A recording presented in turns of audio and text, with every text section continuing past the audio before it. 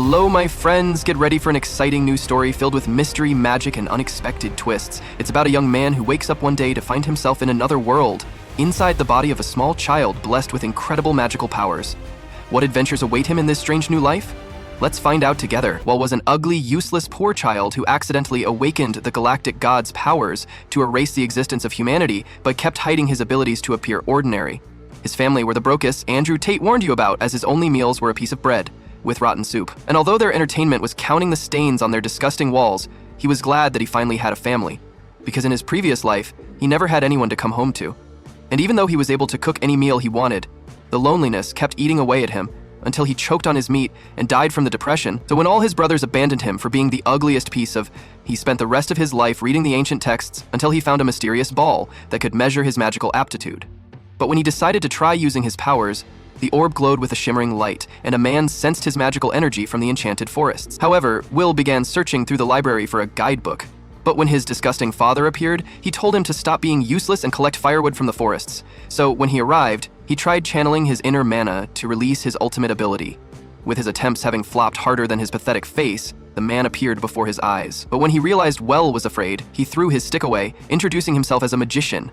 However, the magical weight within the stick pulled down a rock.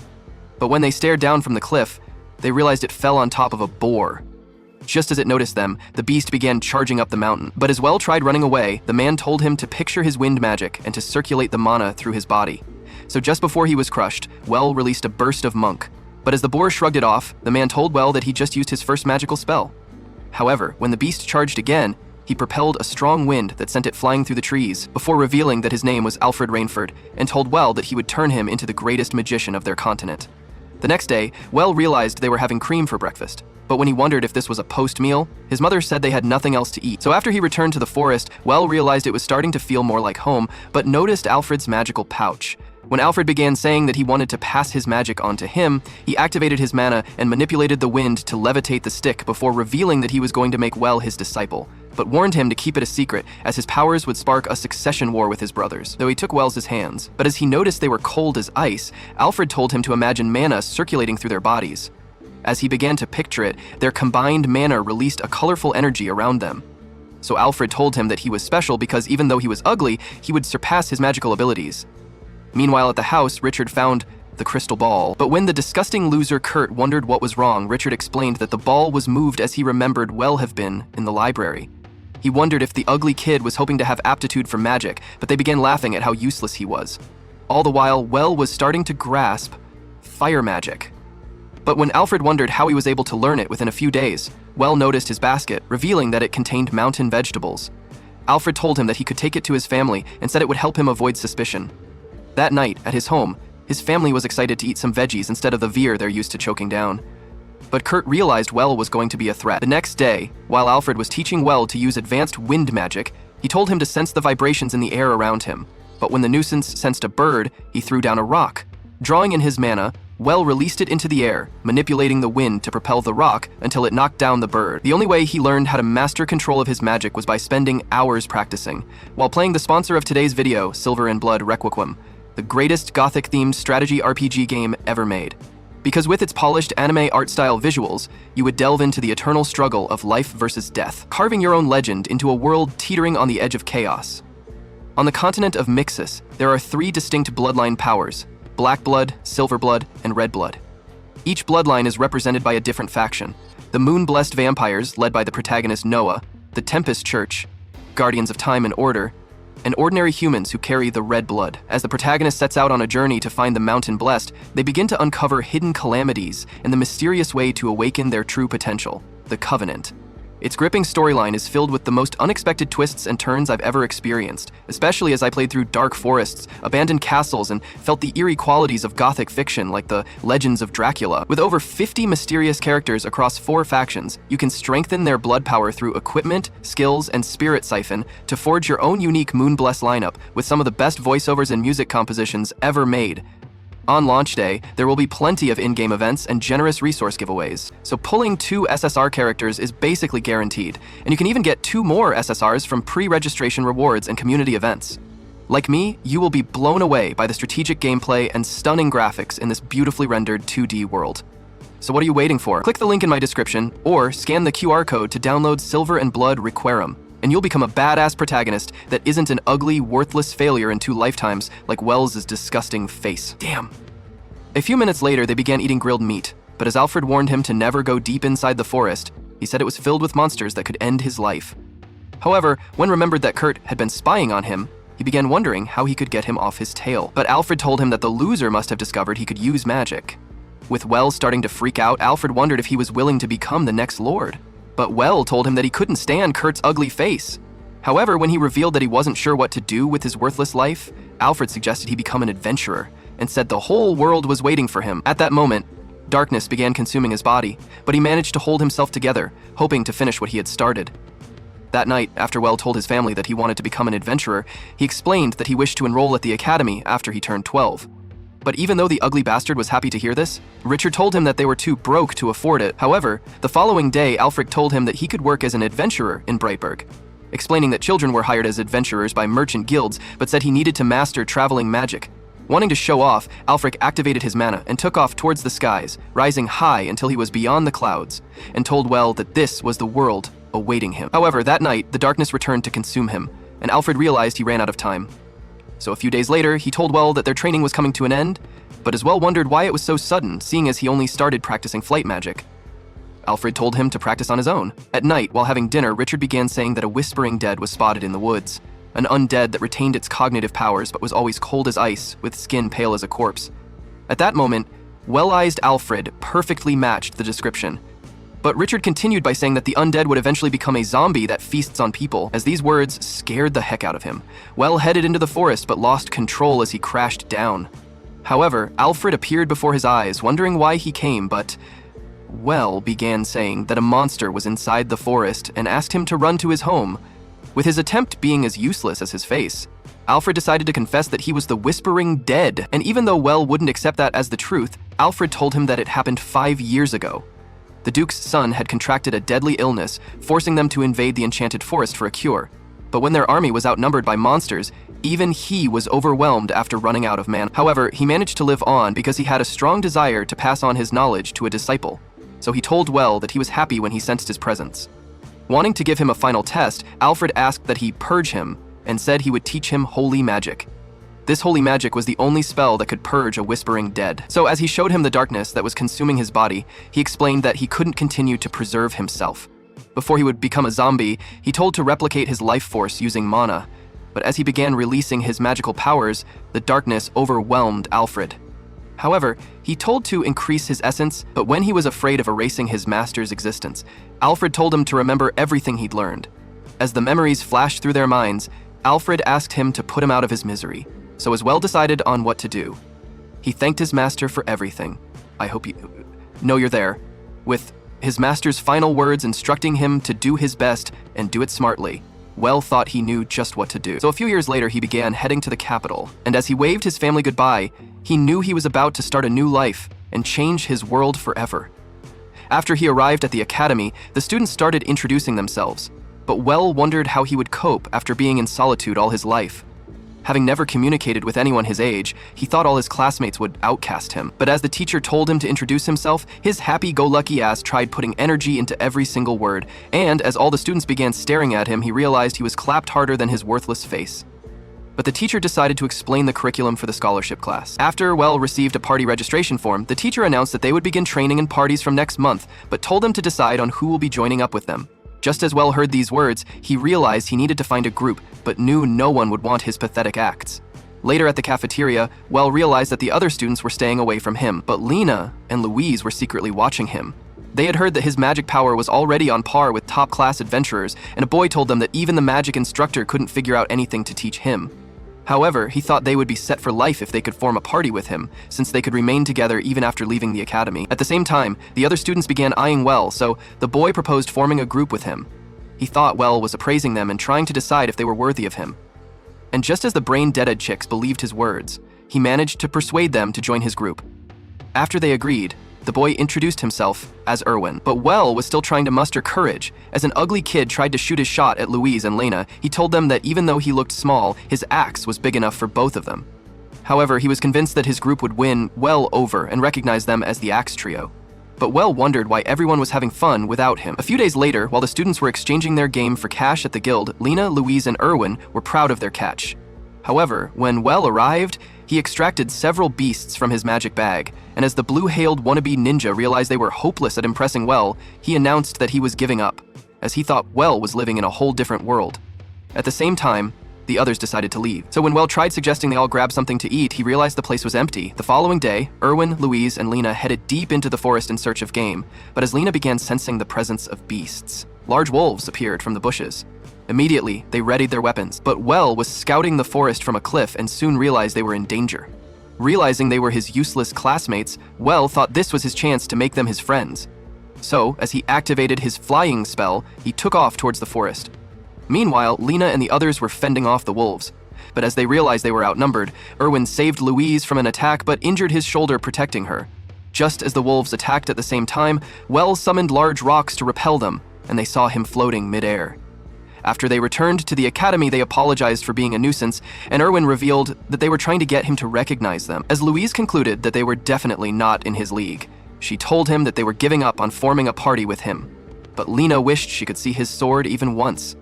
At that moment, the teacher entered the room and told them that they were all being invited to a garden party hosted by the Duke of Bletor. However, after they arrived at the party, the Duke ignored all of their worthless faces and went on to introduce himself to Well, saying that his name was Amadeus. As he explained that he intended to speak with him privately, Well asked that Erwin, Louise, and Lena come along as his party members, but the trio were stunned by this. After they arrived inside, Amadeus introduced an older man as his court magician, and the man told him that his name was Brantag. As Amadeus began saying that he was Alfred's teacher, he explained that he was also a talented user of tracking magic. So, Brantag revealed that he knew Alfred was a whispering dead, but said his presence disappeared 2 years ago. He was curious to know if Alfred passed on after fulfilling his wish to teach his magic to someone, and having recognized Well's immense magic power, he noticed he was carrying Alfred's magic bag. As he asked Well if he was really Alfred's disciple, Well confessed that he was. So Brannick wondered what his final moments were like. Crawling the memory, Well revealed that he purged him before he became a zombie, so Brantag thanked him for allowing Alfred to pass on peacefully. As Well revealed that the magic bag contained the supplies for the expedition into the enchanted forest, he told them that he had been wanting to return it. That evening after the party was over, Well rushed to join Erwin and the girls, so as he explained that he was handing over the supplies, Lena told him that they didn't deserve to be in a party with him. As Erwin admitted that they intended to use him to improve their lives, Well revealed that he was also using them and wondered if they ever looked in the mirror. He told them that he intentionally dragged them along because he didn't wish to go alone with the Duke, but as he admitted that he really wanted to be in their group, he said they were his only hope to not die a virgin again. Right then, Amadeus and Brentag showed up, and as the Duke told Well that his reward for returning the supplies was to get 20% of its value, he told him that he would be sending 1,000 gold coins to him. Realizing it was estimated at $100 million, 0 cents, Wells screamed at the discovery, but Brantag went on to tell him that he would be inheriting Alfred's estate. A few weeks later, while and his friends were sailing through the sky to attend a wedding ceremony, Louise appeared in a flashy dress, as she went on to say that all the nobles would try to employ her once they spotted her. Will told her that the only thing they would get her was mouthwash, emotional damage. Just as the loudmouth tried to walk, she tripped, but discovered that Erwin was in a far worse state, as the crybaby began saying that he was afraid the airship would fall. However, Brantag soon appeared, revealing that the magic airship couldn't fall out of the sky. But at that moment, thick clouds began gathering around their ship, and all of them were scared the ship would fall out of the sky. Congratulations, you played yourself. When Brantag revealed that he couldn't beat it, he explained that it was an undead and said it could only be killed by purging it with holy magic. However, he couldn't use holy magic, but when the crew began growing restless, he told them that there was another mage on board, and, well, soon realized he was referring to him. As he freaked out, he tried saying that he couldn't do it. But Brantag said that Alfred would have easily taken care of it. Somehow these words gave him the confidence he needed. So, as Well readied himself to head out, Brantag told him to purge the dragon immediately. Just as he flew outside, the dragon repelled him with thick mist that consumed the trees below. But Well realized that Brantag had cast a protective barrier over the ship, so as he drew in his magic, he directed his mana towards the dragon, but it nearly ended his life. As he decided to make another attempt, the dragon tried to eat him, but Well continued gathering his mana. So, as he released it, his mana pushed through the thick mist, overwhelming the undead dragon. However, it managed to land a series of attacks, but as the mana consumed it, the bones began falling apart. As Brantag directed him to collect the bones into his bag, Well absorbed them, but soon spotted a huge gemstone. After it was over, all the passengers began to celebrate the victory, but a man with a fat-ass face appeared, saying that he watched from afar how Well defeated the dragon. His name was Erizio, so as Brandtag revealed that he was one of his partners from the time he was an adventurer, he explained that the buffoon was now the head of a huge merchant company in the capital. After they arrived at the capital the next day, Erwin suggested they enjoy the town before the wedding began, but when Brandag told them that he needed to attend to grown-up stuff, Erudio realized he had intentionally left him in charge of the kids. Right then, an army of knights appeared before them. But as Erwin wondered if his bad luck had gotten them into trouble, the general acknowledged Well for slaying the undead dragon. As he revealed that the king was waiting to see him, Well soon discovered that the palace was huge. However, his friends decided to ditch him, and Louise hoped that his useless face wouldn't get them into trouble.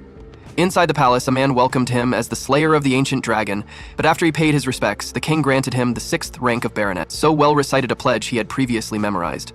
A few minutes later, 2 shameless morons began screaming that Well should receive a 100,000 coins for his dragon bones, while the other said he deserved 200,000 coins. However, a man named Hohenheim suggested a compromise of 150,000 coins, explaining that Well was the center of attention in the capital. He thought their pointless argument was only an embarrassment to the king. So, as he managed to shut them up, Eritio revealed that the useless old man was actually trying to bring him under the church's influence, but said the others also had their own motive. That evening, after they left the palace, Michal Azaruto explained that he was trying to get him to hire him as a disciple. He reminded him that he was now a noble with a bright future, and revealed that the twin dragon medal he received had not been earned in 2 centuries. So, just as the loser was taken away, told Well to expect more losers like him around, and called it the price of fame. The following day, Well met up with his brothers, but when he noticed they weren't happy, Ari told him that they had not received the wedding gifts from their family, and Paul said they were about to have the worst wedding of the century. As Helmut revealed Kurt's letter, Well realized his family were still brokered to pay for everything, since he was now the top G. A few hours later, the wedding concluded, and Well was happy that they managed to get the wedding gifts. After the ceremony was over, Eretio showed up with a comb kugi, and as the sight of it made Well excited, he realized it was something he had always wanted. So that night, he and his friends began trying to use it in fermenting miso, and Well used his magic to complete the process. So in the morning when he made it as breakfast for everyone, they all loved the taste of it. A few days later, after Well arrived at Hohenheim's mansion for baptism, he decided to present him with a gift to express his gratitude for allowing him to partake in it. However, when a girl entered the room, Hohenheim introduced her as his granddaughter. So she revealed that her name was Elise. This was the first time Well ever saw her. So as he told her his ridiculously long name, he soon realized she possessed magic power. So Hohenheim revealed that she could use holy healing magic. With the power known for its rarity, Well told her that she was incredible and wondered if she healed people in the church. As Hohenheim said that she did, he revealed that she was revered as the saint. When Hohenheim went on to say that he wanted her to be married like every other regular girl, Well began wondering if he could join her long list of suitors. It was at this moment that he knew he upped. When Well tried explaining that he was only around, he realized that he really did himself. But at least Elise would be the one doing all the... The next day, after he explained what happened to his friends, Erwin thought he was the topest of the top Gs for getting engaged to the saint, and Louise told him that the girl was perfect for him. However, Well was disappointed that he got engaged, so asked, having always wanted a harem of chicks for himself, but tried explaining that he barely knew the girl. When Lena told him that it was the same with everyone, Henrik revealed that everyone else met their wives on the day they wedded. But the discovery left Wells speechless. A few hours later, after he was disguised as a creepy clown, he noticed everyone was staring at his haunted face. So, when he wondered why he was given a crappy-ass disguise, Erwin explained that it was the only way to keep him unnoticed. When they began heading towards the market, Well noticed the spear loser he earlier ran into. But as he was afraid that the weirdo would recognize him, he actually did. He told Will that he remembered his teeth. But when he tried asking the buffoon to not reveal his identity, everyone soon noticed and began asking to be made his disciple. You're a victim. Back at the mansion, Henrik suggested that Well hire a disciple to turn down the other ass-pains. So, as Erwin offered himself up for the position, Well agreed without much thought. Later that day, he teleported to Hohenheim's mansion, but when he spotted the man inside, he managed to hide away. However, Elise found him hiding, but as she wondered why his creepy-ass face was here, Well pulled her away. While they were on the roof, he told her that he wanted to talk with her and asked what she really thought about their sudden engagement. Elise told him that it was nice and said that every girl would be curious to know just how huge his Excalibur was. What the... As she went on to say that his heroics were legendary, she told him that she was happy to be the wife of such a man. So Well was glad that his disgusting face wouldn't scare off the chick. That night, after Erwin revealed the news of being Wells's disciple, the girls realized that the Melonhead had swooped up their opportunity. So, when they tried saying that they wanted to become his assistant, Erwin told them to jump off a cliff. However, when Eric and his wife appeared, their lovey-dovey act gave Louise the perfect ideas she needed, so she told Lena that they could become Wells' concubines. Just then, Well entered the house, so Louise suggested they commence their Operation Concubine Seduction. The following night, Well took Elise to a jewelry store, knowing he needed to get his chicken engagement ring. But when he asked how much they were, the clerk told him that they cost about 50 gold coins. Knowing it was estimated at 20 grand, Well wondered why they looked so attractive yet unrefined, but as Elise began saying that he didn't have to buy her something expensive, Well told her not to worry about it. Just then, he noticed a glittering ring, and as he offered to take it, he wondered how much it was. So, the clerk revealed that it was 300 gold coins. Realizing it was estimated at more than $100,000, 0 cents. Well knew it was only a matter of time before his ex went broke, but decided to buy it anyway. While they were returning to Honem's mansion, Elise wondered if he bought the ring because it had a magic stone, explaining that it was capable of storing great magic power, but Well told her that he had no idea. He explained that he only chose it because it looked good on her. So, as he revealed that he had been feeling the pressure of suddenly being called a hero, he told her that he wasn't even that brave. He could only wonder how she managed to cope with being called a saint. But as he remembered that the ring could store magic, he decided to give it a try. At that moment, it began glowing with a red light, horrible, and as it released a beam that revealed the solar system, Well thought it was incredible. The following week, while Erwin and the girls were having lunch, Elise showed up at the house, wondering if they could tell her what kind of man Well was. Meanwhile, Well was at the palace, and as the king asked if he could help them slay a dragon, he accepted without a thought. So, as the knight began explaining the mission, he revealed that their destination was the territory of an ancient dragon. Hearing that, Brantag realized that their duty was to eliminate the dragon. So, the knight revealed that only a magician could withstand a dragon's breath. When Well wondered how only 2 of them would take on a dragon, Brock burst into the palace and Brantag realized he was the 3rd magician. As Brock spotted Well, he recognized him as the hero who slew the bone dragon, but his huge hand nearly tore down Well's shoulder. As he bowed before the king, he told him that they would set off immediately. But as he began oozing with a flaming aura, Well wondered if he was truly a magician or a misplaced wrestler. Brantag affirmed that he was the palace magician and revealed that his name was Armstrong, but everyone called him Brock. As they flew towards the dragon territory, Well noticed that the muscle brain was fast, but Brock revealed that they were heading to the military garrison on the border. At the same time, Henrik was telling Well's friends that he had left to slay a dragon, but when Lena wondered if he went solo, Henrik told her that he formed a temporary army.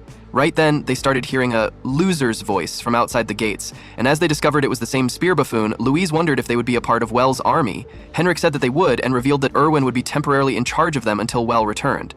Hearing those words, Erwin began freaking out and said he couldn't take command, but Lena told him to suck it up, while Louise told him that no one expected anything from his sorry anyway.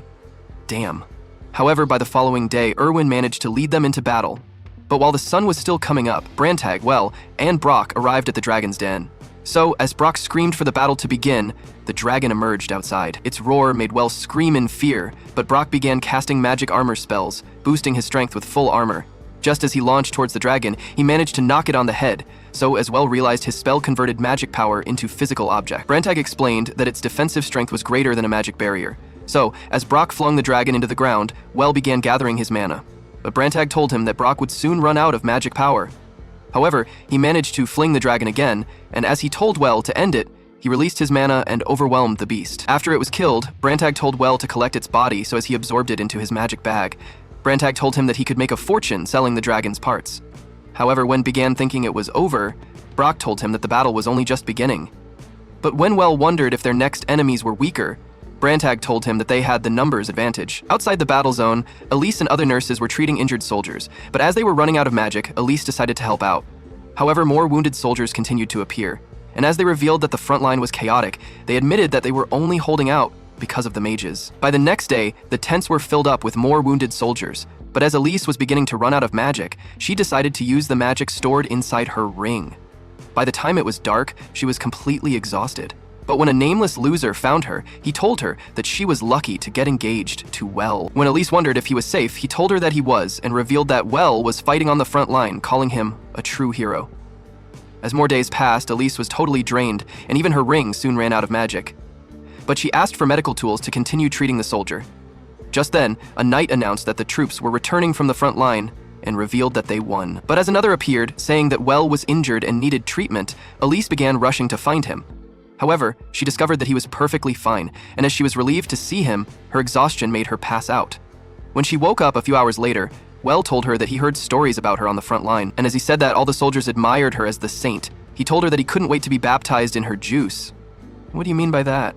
After they returned to the mansion, they began trying to redecorate the place. But when Elise arrived, Luis wondered why the police was determined to take their man away and thought it was the end of their Operation Concubine Seduction. However, when Elise decided to ask Well if he was engaged to both of them, Well wondered if she wanted him to have concubines.